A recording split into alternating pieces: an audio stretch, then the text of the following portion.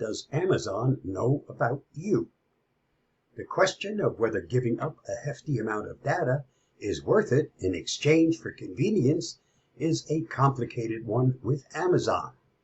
In the beginning, Amazon was just a cheaper way to get your overpriced college textbooks.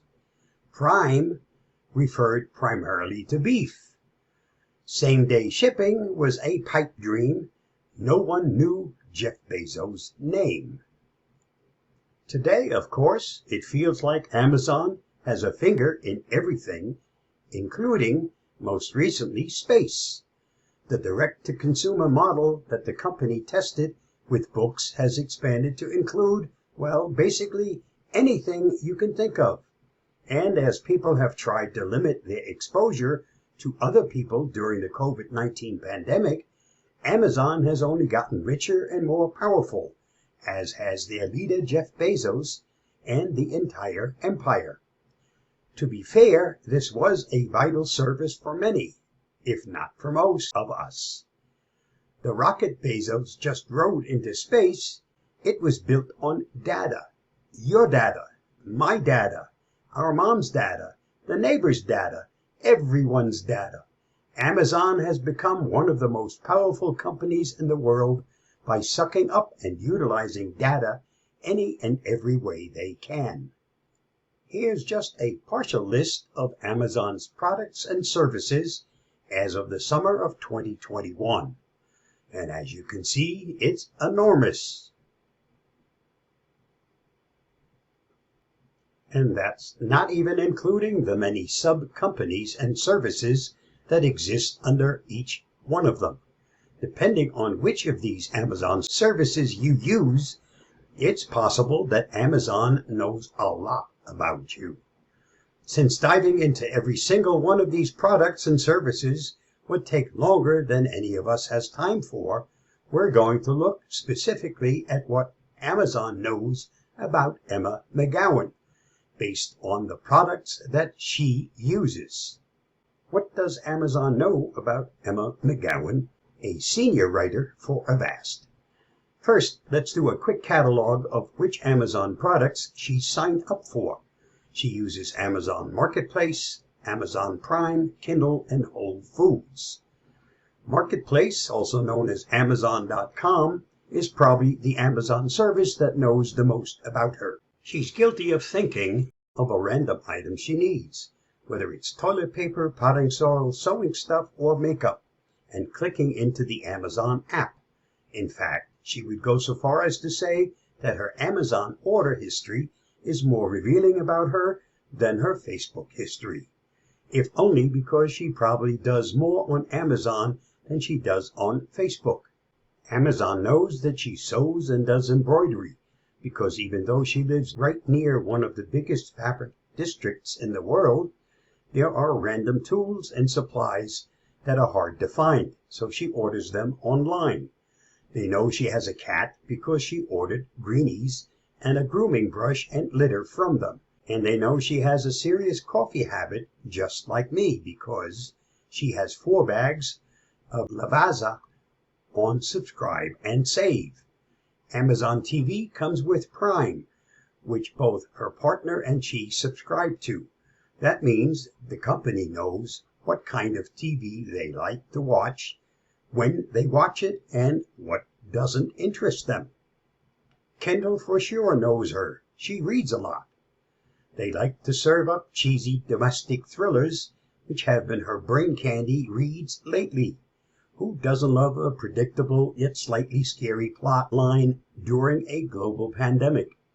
When her Kindle isn't on airplane mode, they also know when she's reading.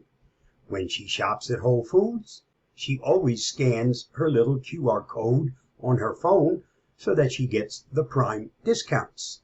That means Amazon also knows things like what she eats and drinks, as well as how often she buys groceries. In fact, some Prime Now members are now reporting that their in-store and online shopping has been linked. So these are her specifics. Now let's look at Amazon's privacy policy in general. Amazon collects information you give us, like what you buy, watch, review, as well as any account info like addresses, email, etc. Automatic information, also known as info collected via cookies and other web identifiers, and information from other sources, including updated delivery info from partners, credit history, info about interactions with subsidiaries, etc. They also exchange her information with third-party advertisers in order to serve her ads both on and off their platform. Because she lives in California and is protected under the CCPA, she has the right to access and delete any of her data, with the caveat that some services may be limited or unavailable if she does so. The same would be true if she lived in Europe or the UK and was protected under the GDPR. So what does she get in exchange for all of this data, and is it actually worth it? The biggest thing she gets from Amazon in exchange for her data is a pile of cardboard boxes waiting by her front door to be taken out to the recycling, and of course the plethora of random things that come in those boxes. What she gets is convenience. She gets back the time and energy she would have spent seeking out each item at the various stores in her very large city that may or may not have them. She also gets discounts, although she's still not totally convinced she's really saving much money.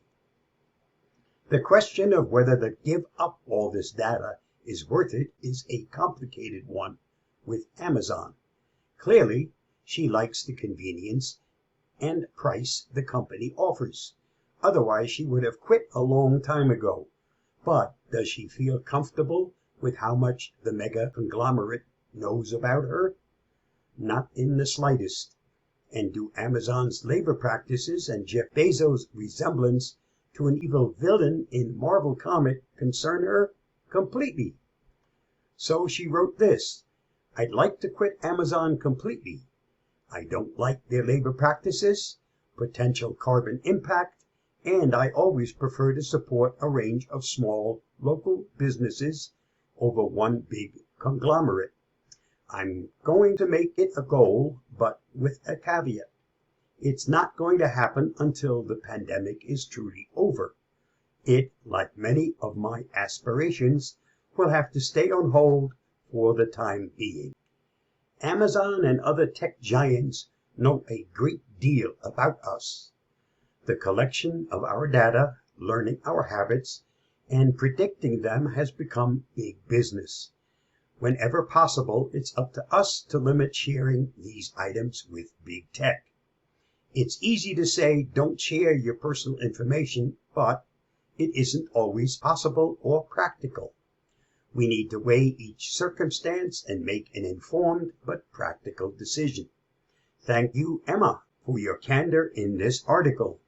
I'm sure it will open the eyes of many as to just how much big tech, and in particular Amazon, knows about us. Stay safe, stay secure, and I'll see you again soon. Bye-bye.